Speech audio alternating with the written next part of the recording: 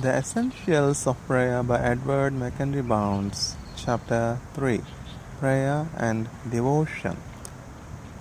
Once, as I rode out into the woods from my health in 1737, having alighted from my horse in a retired place, as my manner commonly had been, to walk for divine contemplation and prayer, I had a view that for me was extraordinary of the glory of the Son of God. As near as I can judge, this continued about an hour, and kept me the greater part of the time in a flood of tears and weeping aloud. I felt an ardency of soul to be what I know not otherwise how to express, emptied and annihilated, to love him with a holy and pure love, to serve and follow him, to be perfectly sanctified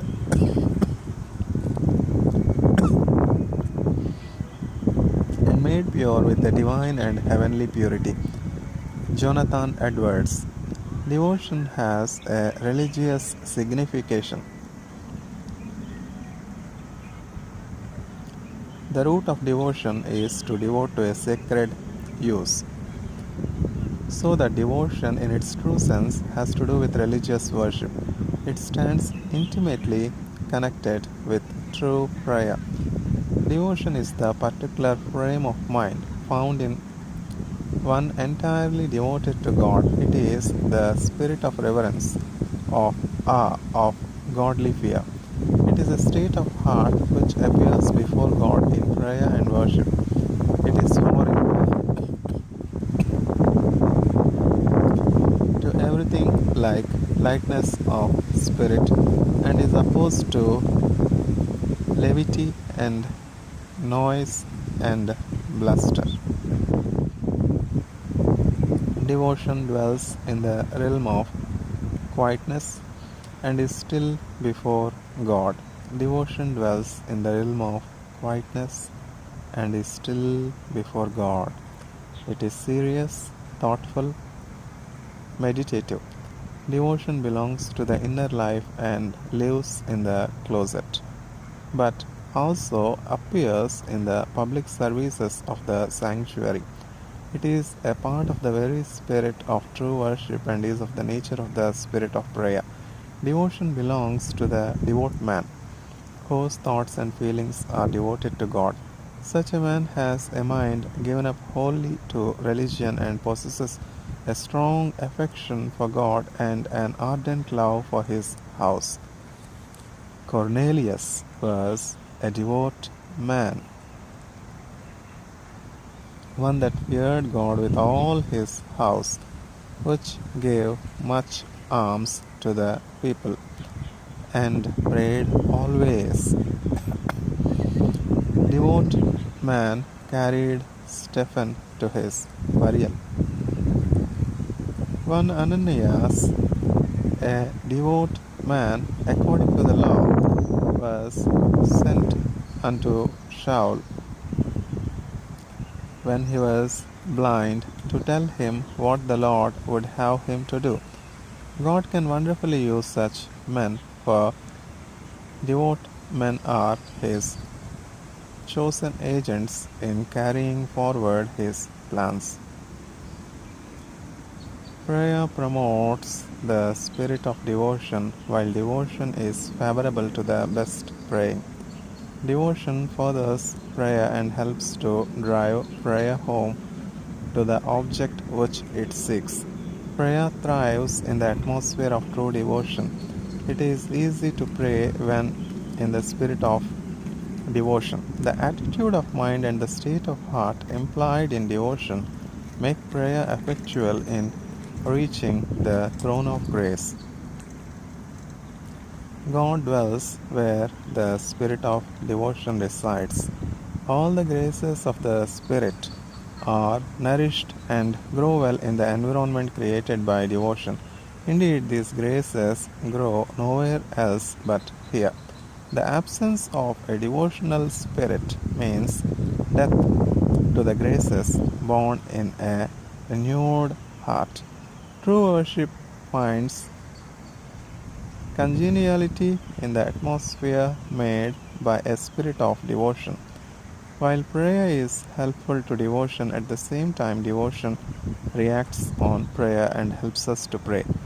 Devotion engages the heart in prayer.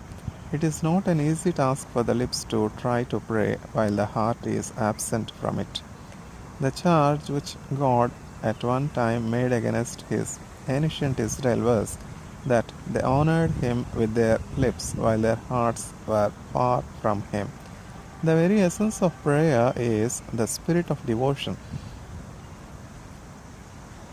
Without devotion, prayer is an empty form, a vain round of words.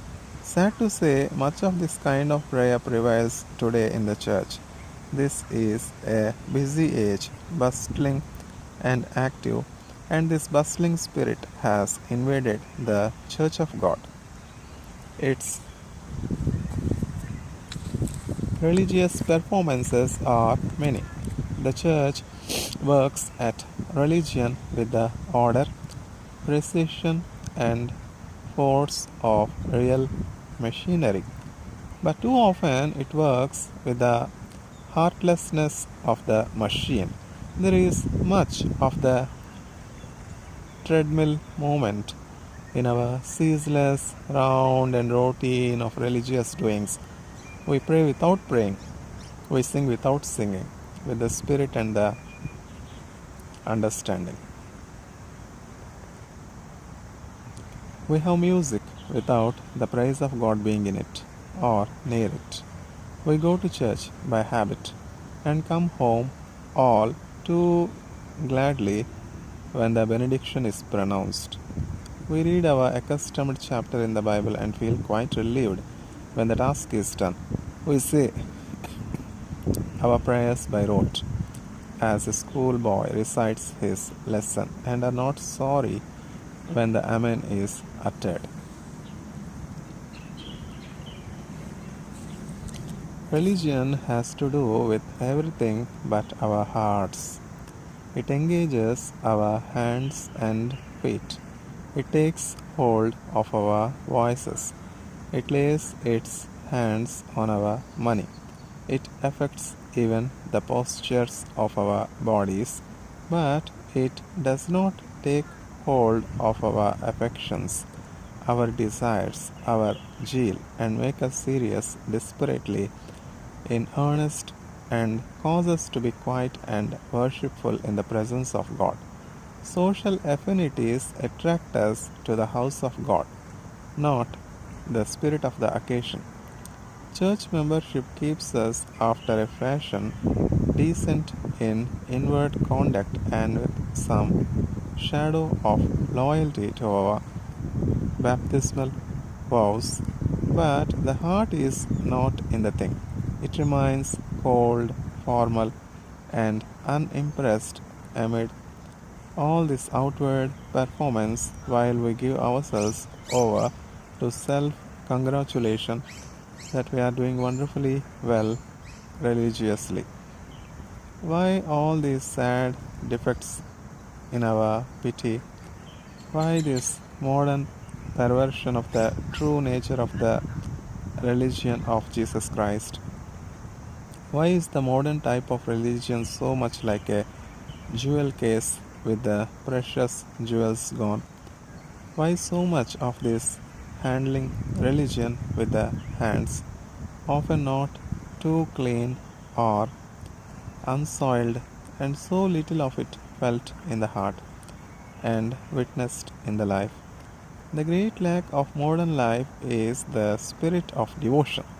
We hear sermons in the same spirit with which we listen to a lecture or hear a speech.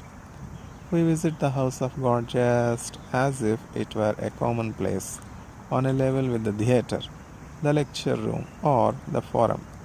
We look upon the minister of God not as the divinely called man of God, but merely as a sort of public speaker on a plane with the politician, the lawyer, or the average speechmaker, or the lecturer.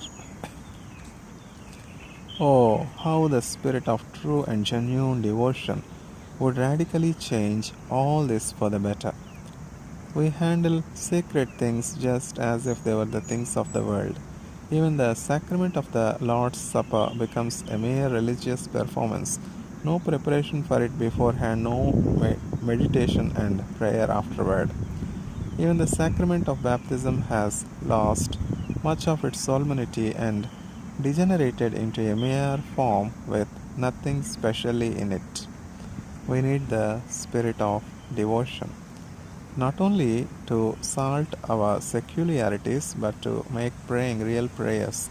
We need to put the spirit of devotion into Monday's business as well as in Sunday's worship. We need the spirit of devotion to recollect always the presence of God, to be always doing the will of God, to direct all things always to the glory of God. The spirit of devotion puts God in all things. It puts God not merely in our praying and church going, but in all the concerns of life. Whether therefore ye eat or drink or whatsoever ye do, do all to the glory of God. The spirit of devotion makes the common things of earth sacred and the little things great. With this spirit of devotion, we go to business on Monday, directed by the very same influence and inspired by the same influences by which we went to church on Sunday. The spirit of devotion makes a Sabbath out of Saturday. The spirit of devotion makes a Sabbath out of Saturday and transforms the shop and the office into a temple of God. The spirit of devotion removes religion from being a thin veneer and puts it into the very life and being of our souls. With it, religion ceases to be doing a mere work and becomes a heart.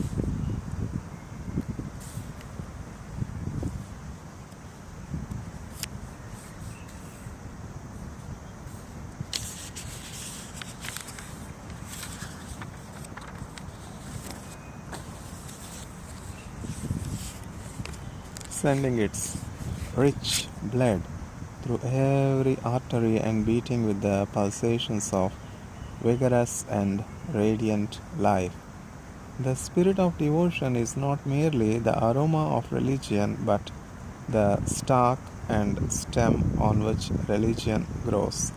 It is the salt which penetrates and makes savory all religious acts. It is the sugar which sweetens duty, self-denial and service. It is the bright coloring which relieves the dullness of religious performances. It dispels frivolity and drives away all skin-deep forms of worship and makes worship a serious and deep-seated service, impregnating body, soul, and spirit with its heavenly infusion.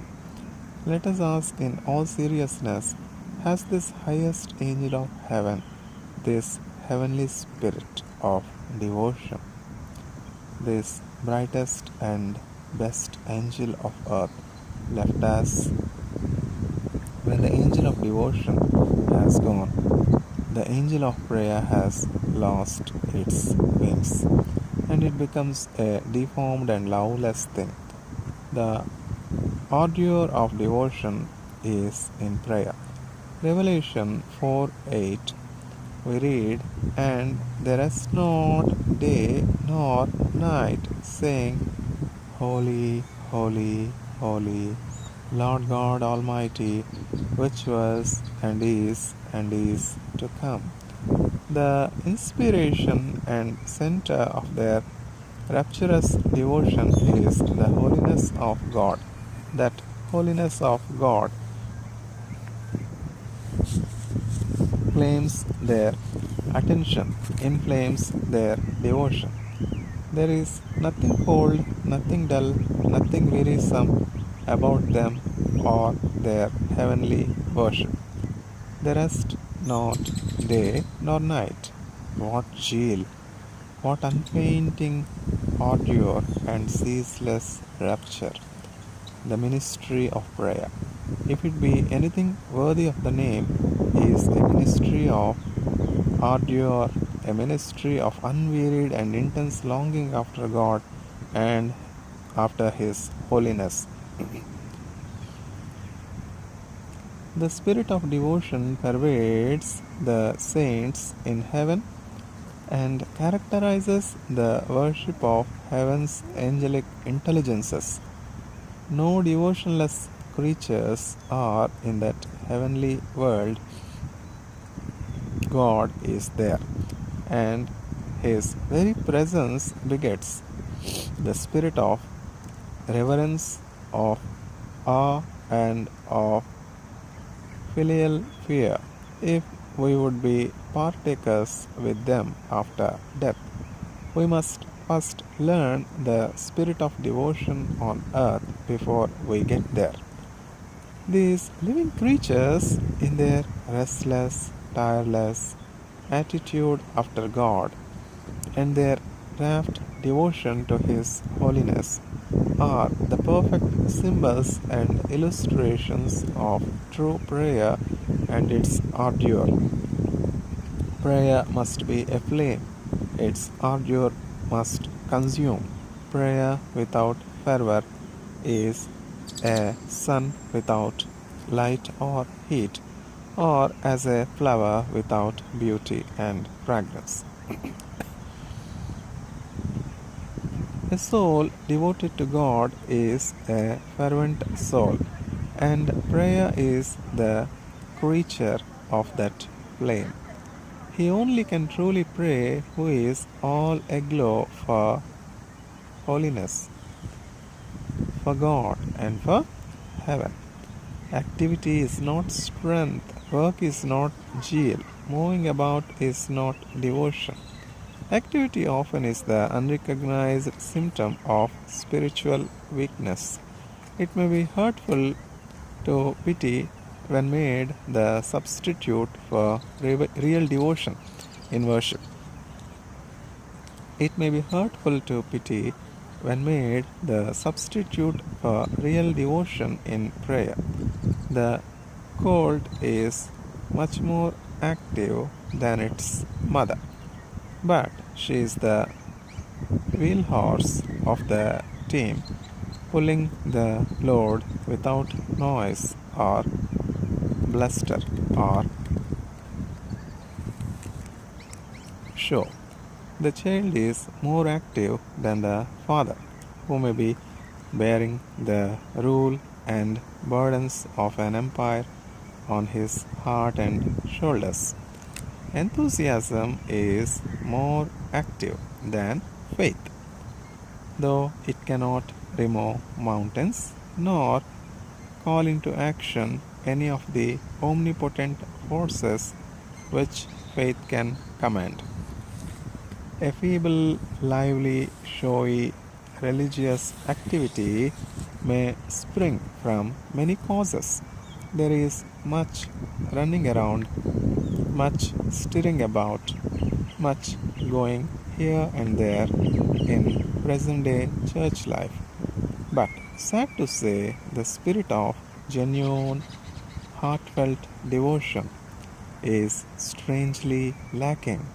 If there be real spiritual life, a deep toned activity will spring from it.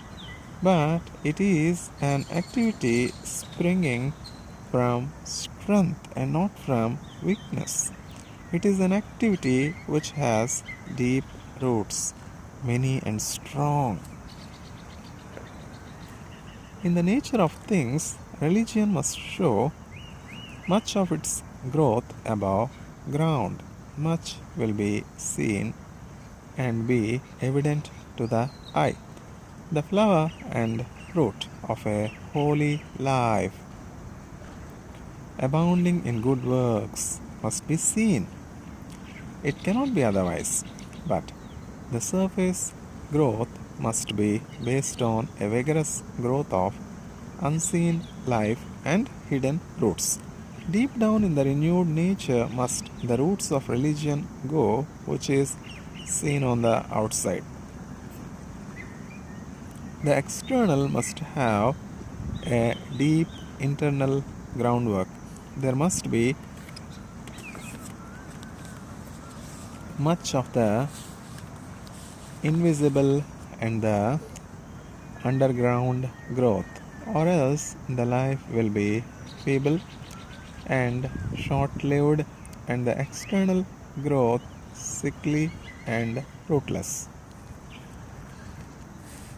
In the book of the prophet Isaiah, these words are written: They that wait on the Lord shall renew their strength.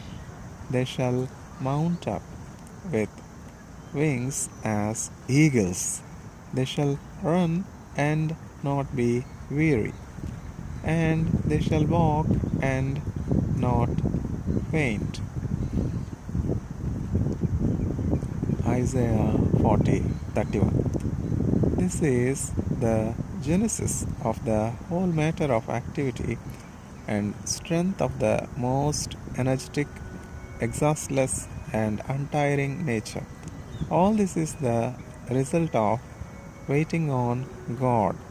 There may be much of activity induced by drill, created by enthusiasm, the product of the weakness of the flesh, the inspiration of volatile, short lived forces. Activity is often at the expense of more solid, useful elements, and generally to the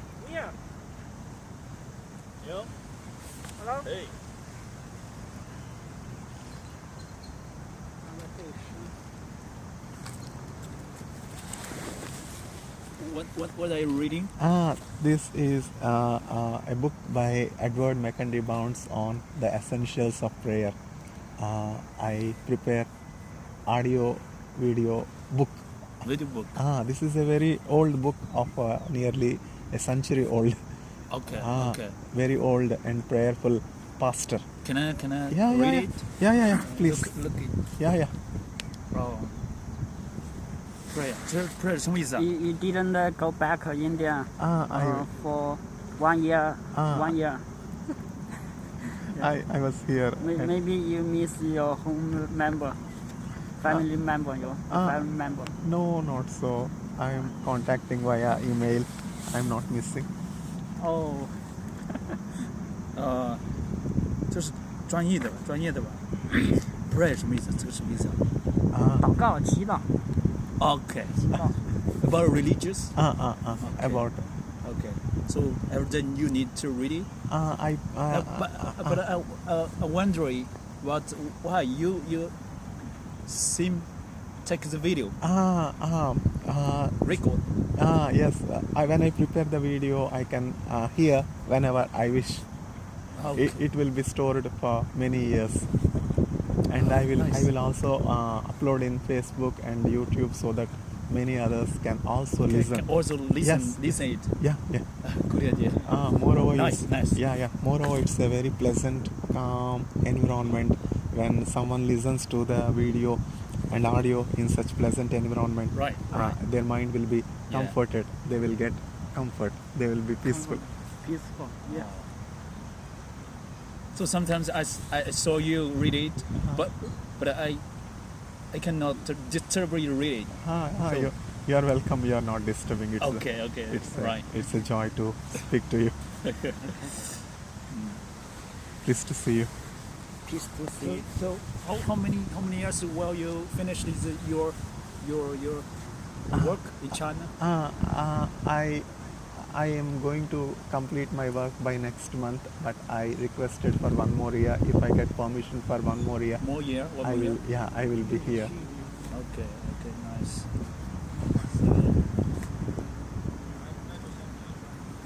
Okay, go on. Right. See you.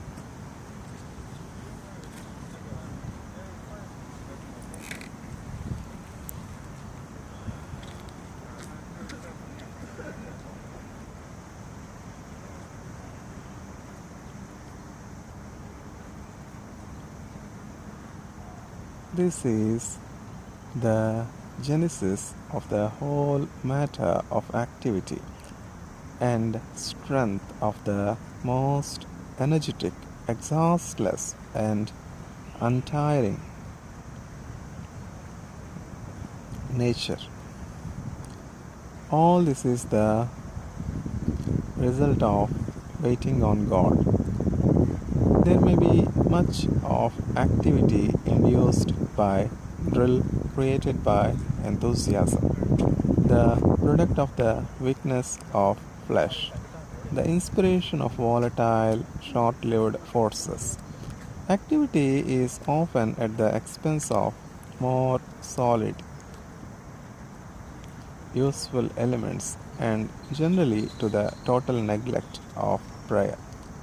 To be too busy with God's work to commune with God, to be busy with doing church work without taking time to talk to God about His work is the highway to backsliding, and many people have walked therein to the hurt of their immortal souls.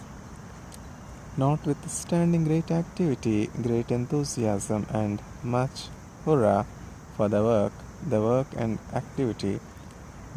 the activity will be but blindness without the cultivation and the maturity of the graces of prayer.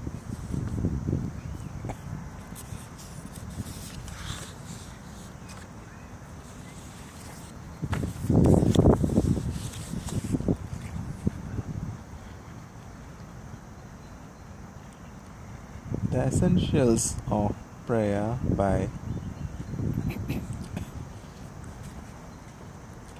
Edward McHenry Bounds, Chapter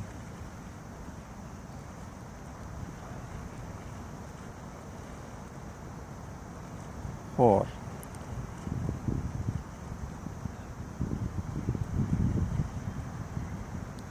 Prayer, Praise, and Thanksgiving.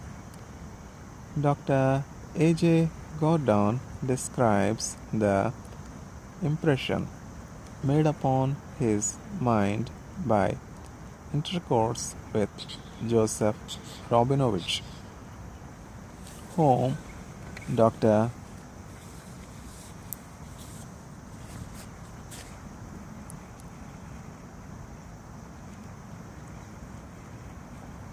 Delitzsch considered the most remarkable Jewish convert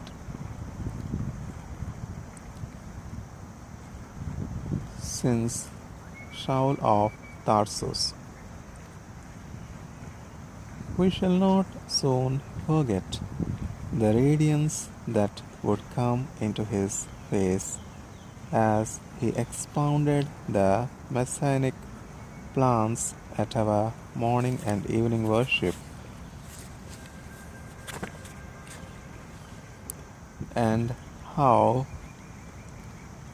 as here and there he caught a glimpse of the suffering or glorified Christ, he would suddenly lift his hands and his eyes to heaven in a burst of adoration,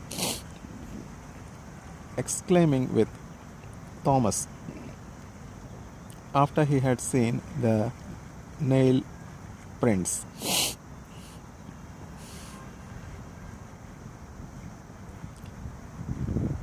"My Lord and my God."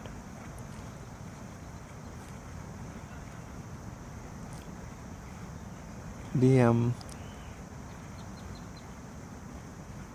McIntyre. Prayer, praise, and thanksgiving all go in company. A close relationship exists between them. Praise and thanksgiving are so near alike that it is not easy to distinguish between them or define them separately. The scriptures join these three things together. Many are the causes for thanksgiving and praise. The Psalms are filled with many songs of praise and hymns of thanksgiving all pointing back to the results of prayer. Thanksgiving includes gratitude. In fact, thanksgiving is but the expression of an inward, conscious gratitude to God for mercies received.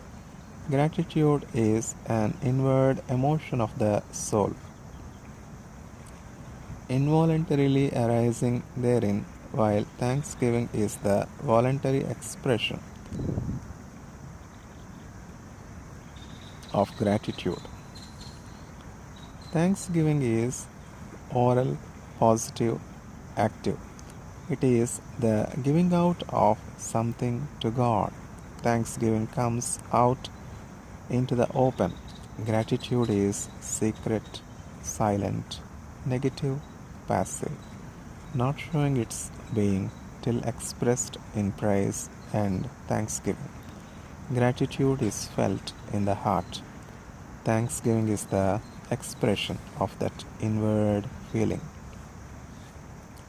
Thanksgiving is just what the word itself signifies, the giving of thanks to God. It is giving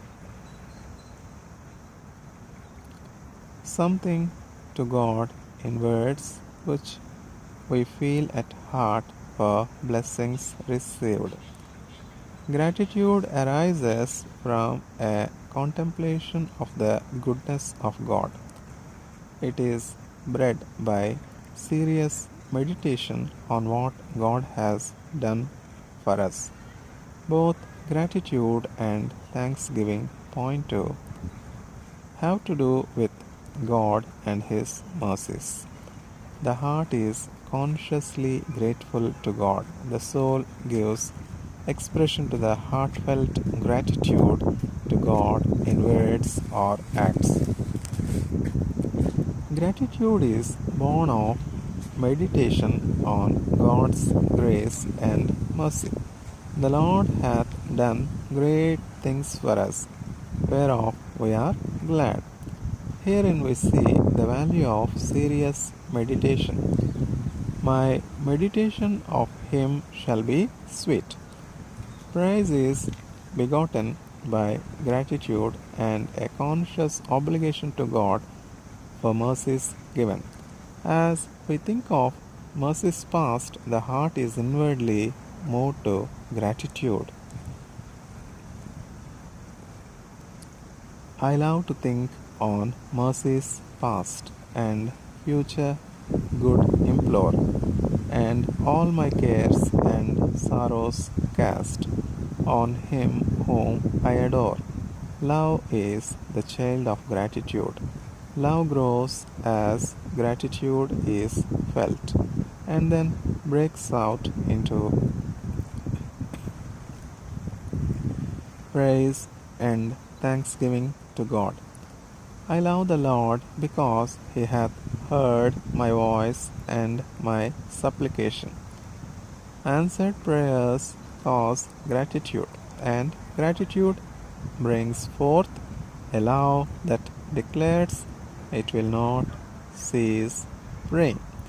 Because He hath inclined His ear unto me, therefore will I call upon Him as long as I live.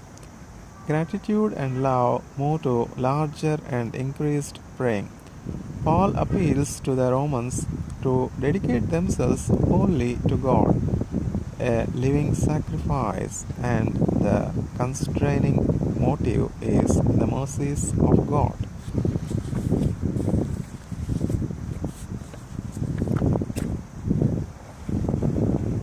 I beseech you, therefore, brethren, by the mercies of God, that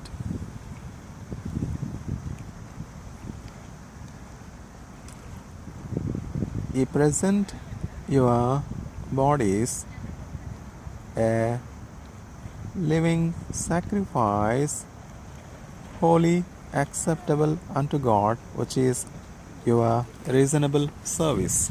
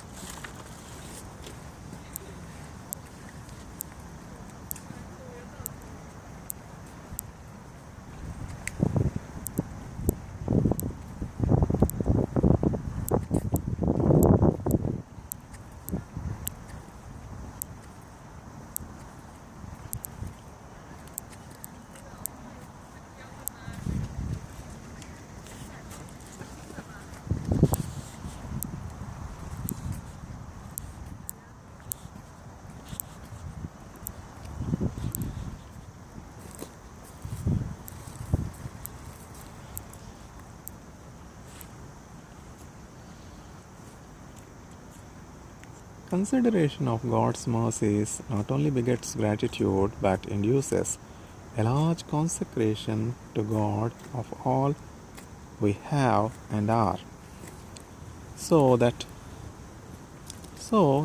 prayer, thanksgiving, and consecration are all linked together inseparably.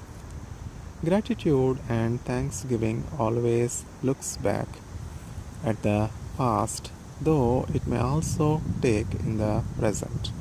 But prayer always looks to the future. Thanksgiving deals with things already received. Prayer deals with things desired, asked for, and expected. Prayer turns to gratitude and praise when the things asked for have been granted by God. Prayer turns to gratitude and praise when the things asked for have been granted by God. As prayer brings things to us which beget gratitude and thanksgiving, so praise and gratitude promote prayer and induce more praying and better praying. Gratitude and thanksgiving forever stand opposed to all murmurings at God's dealings with us and all complainings at our lot. Gratitude and murmuring never abide in the same heart at the same time. An unappreciative spirit has no standing beside gratitude and praise. And true prayer corrects complaining and promotes gratitude and thanksgiving. Dissatisfaction at one's lot and a disposition to be discontented and a disposition to be discontented with things which come to us in the providence of God are foes to gratitude and enemies to thanksgiving.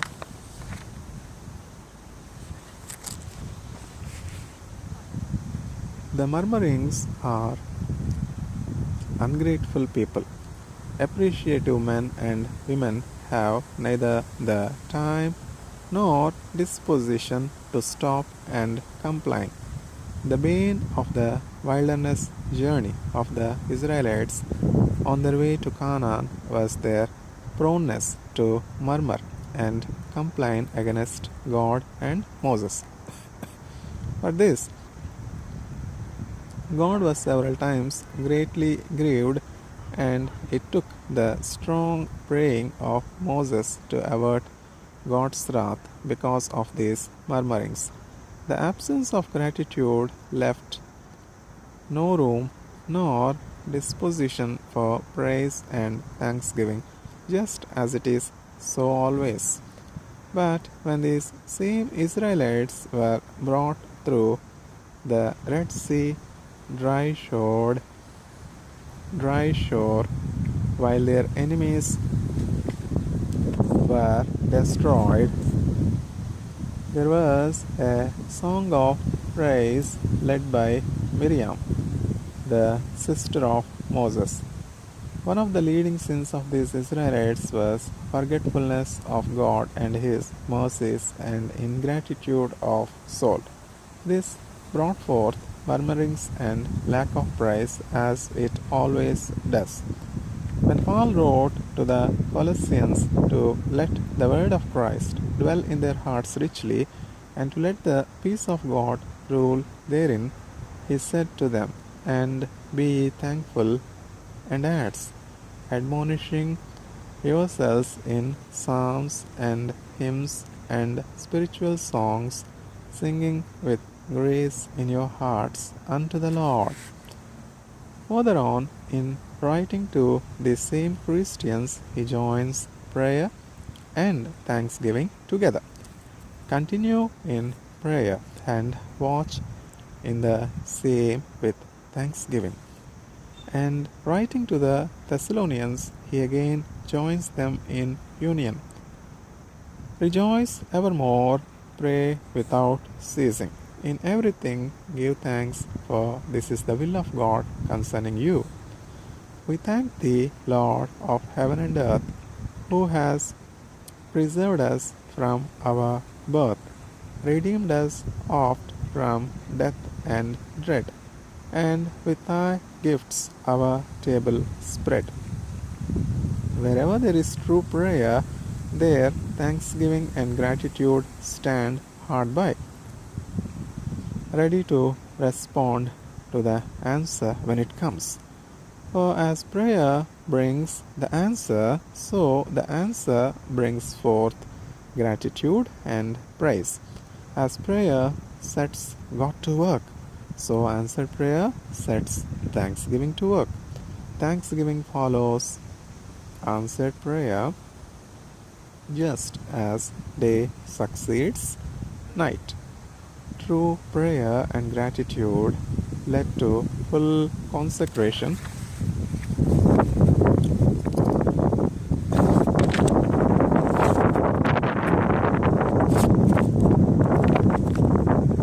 and consecration leads to more praying and better praying. A consecrated life is both a prayer life and a thanksgiving life.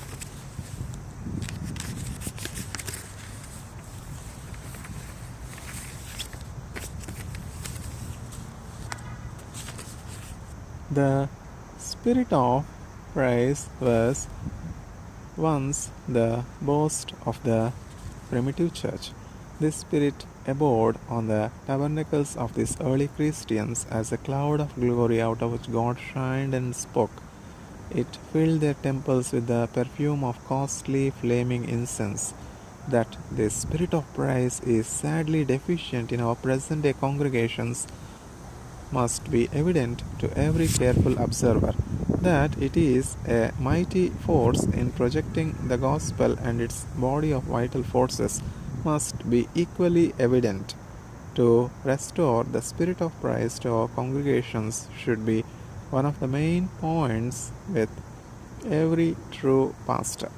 The normal state of the church is set forth in the declaration made to God in Psalm 65. Praise waiteth for thee, O Lord, and until thee shall the vow be performed. Praise is so distinctly and definitely wedded to prayer, so inseparably joined that they cannot be divorced.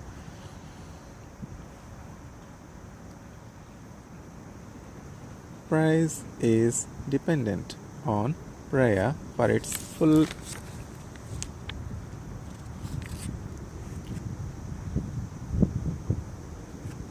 volume and its sweetest melody. Singing is one method of praise, not the highest, it is true, but it is the ordinary and usual form. The singing service in our churches has much to do with praise, for according to the character of the singing will be the genuineness or the measure of praise. The singing may be so directed as to have in it elements which deprave and debauch prayer. It may be so directed as to drive away everything like thanksgiving and praise. Much of modern singing in our churches is entirely foreign to anything like hearty, sincere praise to God. The spirit of prayer and of true praise go hand in hand. Both are often entirely dissipated by the flippant, thoughtless, light singing in our congregations. Much of the singing lacks serious thought and is devoid of everything like a devotional spirit. Its lustiness and sparkle may not only dissipate all the essential features of worship but may substitute the flesh for the spirit. Giving thanks is the very life of prayer. It is its fragrance and music, its poetry and its crown. Prayer, bringing the desired answer, breaks out into praise and thanksgiving, so that whatever interferes with the so that whatever interferes with and injures the spirit of prayer necessarily hurts and dissipates the spirit of praise. The heart must have in it the grace of prayer to sing the praise of God. Spiritual singing is not to be done by musical taste or talent, but by the grace of God in the heart.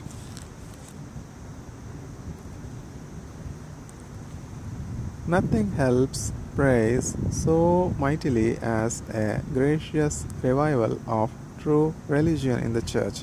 The conscious presence of God inspires song. The angels and the glorified ones in heaven do not need artistic